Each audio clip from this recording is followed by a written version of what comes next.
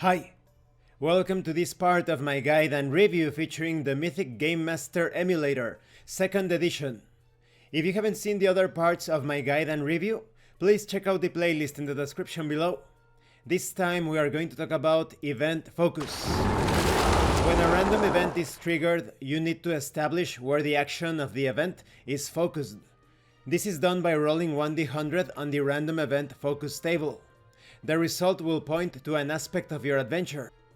For instance, the event might directly affect a player character, or it might introduce a new non-player character. Let's talk about these results. You have the remote event result.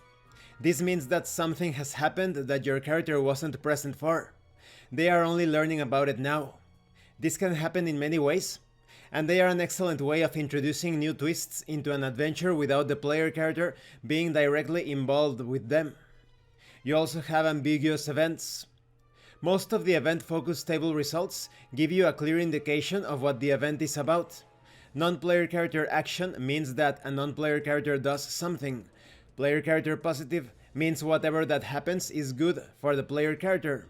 Maybe a thread is being closed, or maybe a new non-player character enters the adventure. Whatever it is, its impact on the adventure is clear. An ambiguous event, however, is purposefully vague. It's something that happens which is neither harmful nor helpful, at least not initially. An ambiguous event can be interpreted in several different ways. Perhaps the event is vague, and you won't know whether it's good or bad until you check it out. This makes an ambiguous event an opportunity to explore. Or perhaps the ambiguous event is a new element in your adventure that doesn't make sense now, but might make sense later.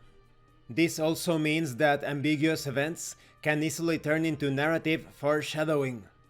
It's important to note that the results of the event focus table are specific about what aspect of the adventure the random event is centered around. Player characters, non-player characters, something bad, something good, and so on. However, just because the table indicates what element the event includes, doesn't mean it has to be the only element. There's plenty of overlap between results. Then we have the new non-player character result. A new non-player character enters the adventure. This new character plays a role in the current scene and will likely be added to the characters list when the scene is over. We also have Npc Action. An existing non-player character does something that impacts the adventure. You roll on the characters list to see which NPC acts for this event.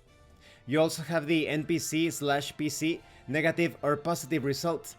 Something bad or good happens to a player character or non-player character, depending on which result you got on the event focus table.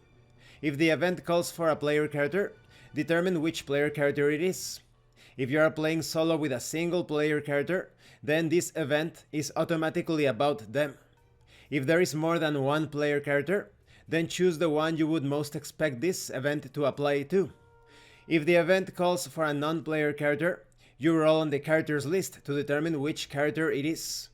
Negative and positive outcomes of this random event can run a gamut of possibilities depending on the context of the adventure and how you interpret the result.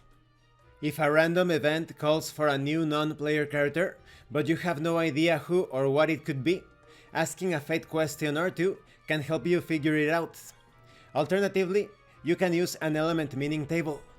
Perhaps you obtain results that contradict or perhaps even support the previous result, so now you need to figure out in which way the contradiction exists, or how the results from previous events are now strengthened. We also have the move toward a thread result. Threads are the goals and missions that the player character is pursuing. This random event brings the player character one step closer to resolving an open thread. You roll on the thread list to see which thread the event involves. You also have the move away from a thread result. While the previous random event helps the player character get closer to resolving an open thread, this event does the opposite. It represents a new hurdle or setback that hinders the player character's progress towards closing a thread. You roll on the threads list to see which thread the event involves. You also have the close a thread result. This random event brings about the closure of an open thread. You roll on the threads list to see which thread this involves. Determining how the thread is closed will require interpretation, but whatever the event is, it should either resolve the thread or nullify it somehow. Some could be thinking why there is no thread result in the event focus results. This is because the threads you follow are decided by you, not the adventure. Mythic will present you with opportunities and ideas for goals to pursue, but it is your choice whether to make any of them a priority. Next, we have the current context result. Whatever is happening in the scene right now becomes the focus for this event. If the random event was generated from a fate question, then use the context of the fate question as the focus. If the random event was triggered as a scene interrupt, then the event is directly related to whatever is currently going on in your adventure. A random event with a focus of current context takes whatever is going on and adds a new layer to it. And this concludes this part of the review. In the next part, we are going to talk about choosing the event focus and using lists as random tables. It is obvious that these focus results are going to take the adventure down unexpected paths. You are going to end up with some very surprising, perhaps jarring, perhaps pleasant events, situations, actions, effects as results of the intertwining or even interlocking of these different foci. Perhaps the non-player character that you have been trusting all along is actually an enemy spy. Or maybe what you thought was an unfortunate accident results in your player character going into a place where many of the mysteries and questions of the game world are answered or resolved. Thank you for watching this part of the review, and thank you for your likes and your comments. If you have any questions or comments, please let me know. And thank you so much to those of you that are going the extra mile to support the channel. If anyone else wishes to further support the channel, the information on how to do that will be in the description below.